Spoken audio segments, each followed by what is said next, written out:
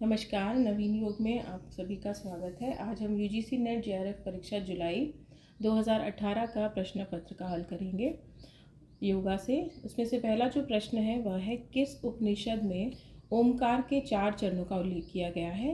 ए प्रश्नोपनिषद, मुंडकोपनिषद, मांडुक्य उपनिषद और डी है कठोपनिषद। तो इसका जो आंसर है वह है सी मांडुक्य उपनिषद, जो कि अथर्ववेदीय शाखा के अंतर्गत एक उपनिषद है जिसमें ओमकार के 4 चरणों का उल्लेख किया गया है।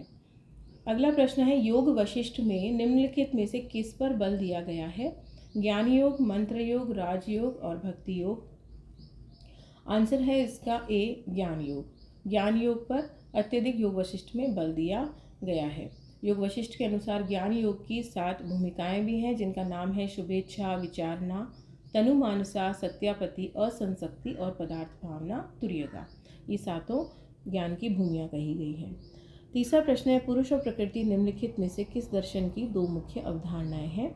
वेदांत दर्शन, सांख्य, पूर्व मीमांसा और वैशेषिक। आंसर है बी सांख्य दर्शन। 6 दर्शनों में से एक दर्शन है सांख्य दर्शन, जिसके प्रवर्तक हैं कपिल मुनि।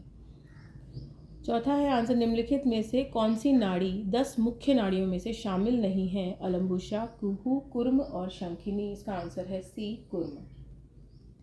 कुर्म जो है वो नाड़ियों का प्रकार नहीं है। इसके साथ ही 10 मुख्य नाड़ियों के नाम इस प्रकार हैं: गांधारी, हस्तजीवा, पूषा, अलम्बुशा, यशस्विनी, कुहू, शंखिनी। ये 10 मुख्य नाड़ियाँ मानी गई हैं हठ योग में। योग वशिष्ठ के अनुसार मनुष्य को विभिन्न लोकों में ले जाने का कार्य कौन करता है? इसका शुभेच्छा, विचारणा, सद्भावना और तनुमानसा। इसका जो आंसर है वो सी योग वशिष्ठानुसार ज्ञान योग के अंतर्गत 7 ज्ञान की भूमिकाएं हैं और आंसर होगा सी सद्भावना। प्रश्नोपनिषद के अनुसार मनुष्य को विभिन्न लोकों में ले जाने का कार्य कौन करता है? प्राणवायु, उदान वायु, व्यान वायु और समान वायु। इसका जो आंसर होगा वह है बी उदान वायु। श्रीमद् भगवत गीता के अनुसार किस कारण से योग सिद्ध नहीं होता? उपयुक्त आहार विहार, उपयुक्त कर्म, उपयुक्त शयन व जागरण, युक्तिपूर्वक कर्म। तो इसका जो आंसर है वह है डी युक्तिपूर्वक कर्म, क्योंकि श्लोक में कहा है, अध्याय 6 का 17वां श्लोक है कि युक्ताहार विहारस्य युक्त चेतस्य कर्मसु युक्त स्वप्नावबोधस्य योगो भवति दुःखः। जो खाने में, सोने में, अमोद प्रमोद, काम करने की आदत में नियमित रहता है, वह योगाभ्यास द्वारा समस्त भौतिक क्लेशों को नष्ट कर सकता है। 8वां प्रश्न है, ईशावास्योपनिषद के अनुसार अमरता की प्राप्ति का उपाय क्या है? विद्या, अविद्या, दान और तप। इसका जो आंसर है वह है ए विद्या। अगला प्रश्न है 9वां, धारणा सूच योग्यता मनस किसका परिणाम है? ध्यान का, प्रत्याहार का, प्राणायाम का या संयम का। तो इसका जो आंसर होगा वह होगा सी धारणा सूच योग्यता मनस, प्राणायाम का परिणाम कह सकते हैं। दृष्टानुश्रविक विषय वितृष्णा किसका विशेष गुण है? वशीकार वैराग्यम, पर वैराग्य, ऋतंबरा प्रज्ञा, स्थित प्रज्ञा। तो इसका जो आंसर होगा वह है ए, क्योंकि सूत्र में भी वशीकार संज्ञा आती है। तो दृष्टानुश्रविक विषय वितृष्णा वशीकार वैराग्यम। तो इसका जो आंसर होगा ए होगा वशीकार। 11वां जो प्रश्न है वह पतंजलि के अनुसार हेय हेतु निम्नलिखित में से किसका संयोग है? दृष्टा दृश्य का, मन इंद्रिय का, आत्मा परमात्मा का, मन और बुद्धि का। इसका आंसर होगा दृष्टा और दृश्य हेय हेतु का संयोग है। निम्नलिखित में से कौन सा परिणाम त्रय में शामिल नहीं है? एकाग्रता परिणाम, निरोध परिणाम, समाधि परिणाम और धारणा परिणाम। इसका जो आंसर होगा वो डी धारणा जो परिणाम है वह परिणाम त्रय में शामिल नहीं है। परिणाम त्रय की अगर बात की जाए तो एकाग्रता, निरोध और संस्कार परिणाम। 13वां प्रश्न है, निम्नलिखित में से कौन सा पूर्व जीवन का ज्ञान देने में समर्थ है? कूर्मनाड़ी संयम, सूर्य संयम, संस्कार संयम, कायरूप संयम। आंसर है सी संस्कार संयम। जब संस्कारों पर संयम होने लगता है, पूर्व जीवन का ज्ञान होने लगता है। 14वां प्रश्न है, अस्मिता का क्या अभिप्राय है? अस्मिता का अभिप्राय कि एकात्मकता है, मन और आत्मा, दृग दर्शन शक्ति, शरीर और इंद्रिय, सुख और दुख। तो इसका जो आंसर होगा बी दृग और दर्शन शक्ति का एक होना। 15वां सूत्र है 15वां जो प्रश्न है वह योग सूत्र के अनुसार श्रवण की दैवीय शक्ति प्राप्त करने की विधि निम्नलिखित में से कौन सी है?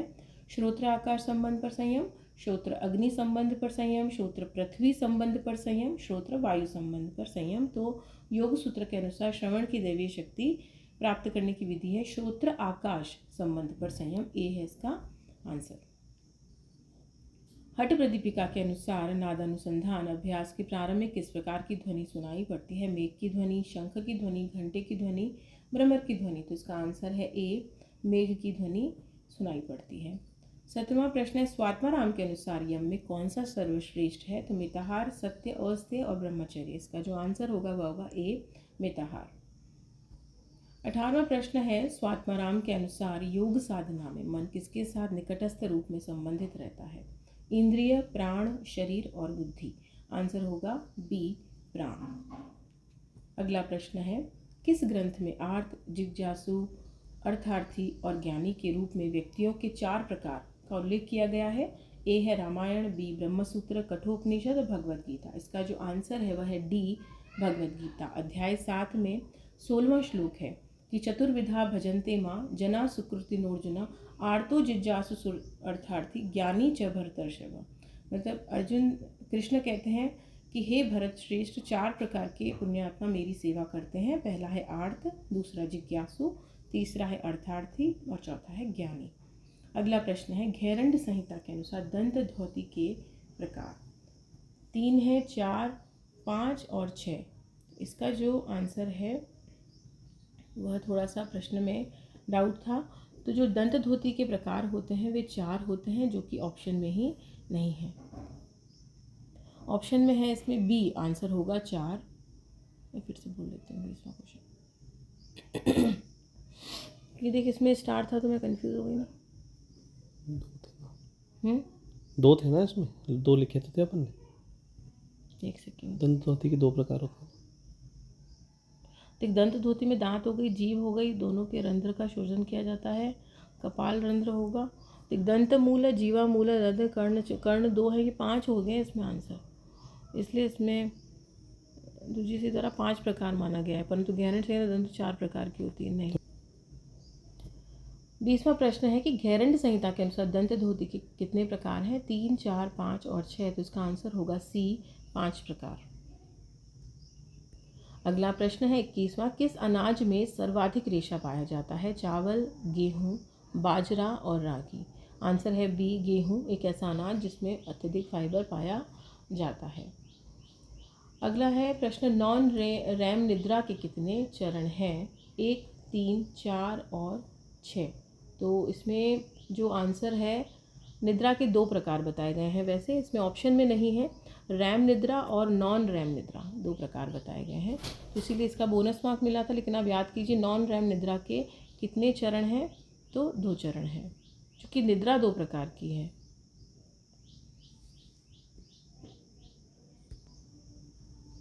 प्रश्न संख्या 22 से नॉन रैम निद्रा के कितने चरण होते हैं? 1, 3, 4 और 6। इसका जो आंसर होगा वह होगा 3 चरण होते हैं। प्रश्न संख्या 23 ट्राइकुस्पिड वॉल्व किसके बीच पाया जाता है? बाएं आलिंद बाएं निलय में, दाएं आलिंद और दाएं निलय में, दाएं आलिंद फुफ्फुस धमनी में, बाएं आलिंद फुफ्फुस धमनी में। तो इसका जो आंसर होगा वो होगा बी, दाएं आलिंद और दाएं निलय में ये पाया जाता है। प्रोजेस्टेरोन हार्मोन किस ग्रंथि से स्रावित होता है? अंडाशय से, एंड्रिनल ग्रंथि से, गुर्दों से या पैराथायरॉइड ग्रंथि से। आंसर है ए, प्रोजेस्टेरोन हार्मोन अंडाशय से स्रावित होता है। इसे गर्भावस्था वाला हार्मोन भी कहा जाता है। महिलाओं में गर्भ धारण करने से लेकर प्रसव होने तक इस हार्मोन का बहुत ही महत्व होता है। अगला प्रश्न है और अंतिम प्रश्न लेंगे हम अभी। T3 हार्मोन किस अंतःस्रावी ग्रंथि से स्रावित होता है? पिट्यूटरी, पीनियल, थायराइड और थाइमस। तो इसका आंसर होगा थायराइड।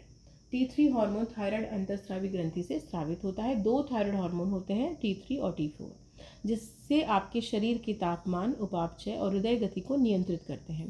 थायराइड हार्मोन की मात्रा को अन्य हार्मोन द्वारा नियंत्रित किया जाता है, जिसे थायराइड इंसुलिन हार्मोन कहा जाता है, TSH कहा जाता है, जिसे दिमाग में पिट्यूटरी ग्रंथि से मुक्त किया, रिलीज किया जाता है। तो अभी हमने 25 प्रश्नों को लिया। अगले वीडियो में हम आगे के प्रश्नों पर चर्चा करेंगे। प्लीज़ इस वीडियो को अत्यधिक शेयर कीजिए। धन्यवाद।